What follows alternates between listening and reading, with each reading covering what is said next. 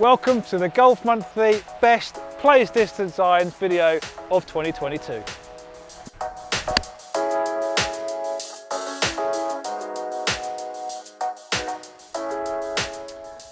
Yeah, this is one of the most competitive categories in the iron market because of the wide spectrum of handicaps that could, in theory, use a player's distance iron. They're long, but not too long, and they're relatively compact, so they really do tick an awful lot of boxes. And in this video, I'm going to test 9 of the latest models.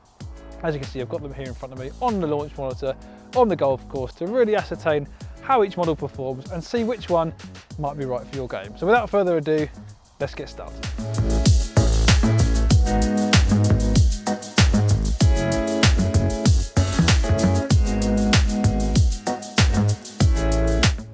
So the first category is the looks of these players' distance irons, and as you can see, I've got them all laid out in front of me, and I've got to say there really isn't much difference in terms of how these irons look. They all have a very similar shape and a relatively similar size. Obviously some are bigger than others. If you want something a bit more confidence inspiring, a bit larger behind the ball, you go down the route of the TaylorMade P790, the Srixon ZX5 or the Cobra King Forged Tec. Conversely, if you like a compact look, you get the Mizuno Pro 225, the Titleist T200, a more slimmed down players distance iron. So obviously it all comes down to personal preference. You've got the others in the middle, Wilson Staff D9 Forged, Callaway Rogue ST, both have quite a shiny mirror chrome finish, which again some people would prefer over a more satin finish. I prefer more of a satin finish to my irons, but not excessively so, which is why if I had to choose one for overall looks in terms of at address, it would be the Titleist T200. I think the shape and the size and the profile of this iron is very close to perfect, to be honest. In terms of the actual look of the iron in the bag, I'd probably go with the Callaway Rogue ST Pro. I think it looks absolutely stunning from the back. Looks like a blade. Obviously we know it's a hollow headed club with tungsten weighting inside, but I just think that the shelf appeal of this club is absolutely through the roof. So obviously it comes down to personal preference, but my two favourites in terms of looks would be the Titleist T200 and the Callaway Rogue ST Pro. So now we're moving on to the sound and feel of these players' distance irons, and I've grouped them into 3 different camps, 3 irons in each. We've got the 3 here which are more metallic clicky sounding irons, 3 in the middle are more soft feeling irons, and then the 3 closest to me are the more powerful lively feeling clubs. And we'll start with this metallic-y clicky sounding camp. We've got the Ping I525, the Callaway Rogue ST Pro, and then the one that personifies it arguably the most is this Titleist T200. We've already talked about how much I love the look of this club, but the feel and sound of it doesn't quite come to scratch for me. It does have quite a loud metallic clicky sound to it, which some people will like. It does feel quite powerful and hot off the face, but some people will like a softer feel. Hopefully you can pick it up what exactly it sounds like now. It's not too bad, but I just think some people want something a little bit more quieter off the face. Then we move into that soft feeling camp, the Wilson Staff D9 Forged, the PXG0211 DC and the Srixon ZX5. And the Srixon ZX5 for me really stood out as a surprisingly soft feeling iron for obviously what is a club that gives you really good distance. Obviously it's a cavity back, which differs from a lot of these irons. They're mostly hollow constructions, but this one is kind of more traditional cavity back, and as a result just has a slightly denser sensation at the point of strike. But it's still quite hot too. That's a pretty good shot. Got up to pin high on the green, which is about 175 yards away, so good distance and a really nice feel.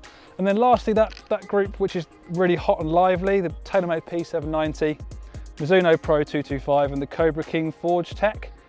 Difficult to pick between them, to be honest, but probably the Mizuno Pro 225 stood out for me as being very, very energetic off the face for a club that is probably one of the smallest irons in this test. So it's nice to have that combination of a nice compact look behind the ball, but it still packs plenty of punch at impact, which gives you a lot of confidence. That's another example of it there. Really hot off the face, nice and consistent. So if I had to pick one of my favourites for sound and feel, it probably would be this Mizuno Pro 225. Very lively, but without feeling too hard or harsh.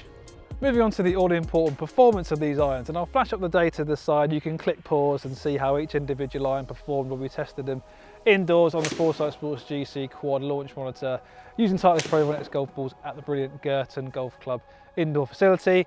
And you'll see from the numbers, especially the carry distance, actually across the board the numbers were very similar, and the standard loft of these irons, which is also included in the table, did have a strong correlation with how far the shots were flying. So the stronger lofted irons, PXG 0211 DC and the Cobra King Forged Tec hit the ball the longest, closely followed by the P790 from TaylorMade, which actually kind of probably outperformed a lot of irons of a similar loft in this category, so that's definitely one to take note of. It has a very hot feel to it. And then the Srixon ZX5 had the weakest 7-iron loft, and as a result just flew slightly shorter, but they're all hovering around that 170 yard mark.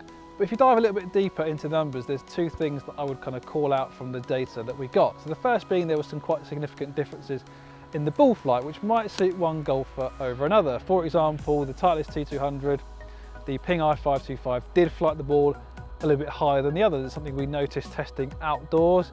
Gives you a little bit more stopping power into the green. So if you struggle with quite a low hot ball flight, that might be an iron that you want to think about choosing over others.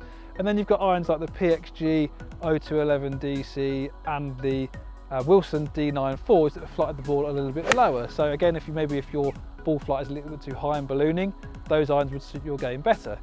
And you dive a bit more deeper into the numbers, we're looking at the repeatability of those carry distances. How consistent were these clubs performing time and time again, shot after shot? And there were some really standout performers in terms of consistency, which is an area I would certainly look at when picking a new iron.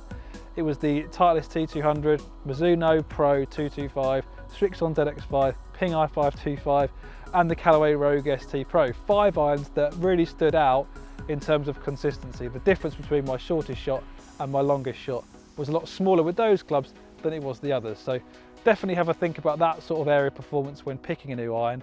But hopefully this has given you a really good flavour in terms of what these irons do in terms of performance in a real world environment.